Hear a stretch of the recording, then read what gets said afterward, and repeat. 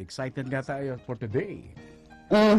Ako, totoo yan. Excited din ako. Ikaw ba, Pas, ano ba yung mga ina-anticipate mo, inaabangan mong mga mababanggit ng ating Pangulo? Ayan. Well, siyempre, alam mo naman, like me, Chara, kada taon, merong SONA ang ating mga presidente. Marami ng presidente tayong nakagisnan. At talaga namang dito ay talagang, ewan ko lang kung ano po ba, mas marami po ba magiging critic o mas marami po ba ang magiging pabor o matutuwa sa mga papakinggan natin sa ating presidente. No? Pero ako naman, sa tingin ko naman, ginagawa naman ng ating presidente yung kanyang makakaya. No?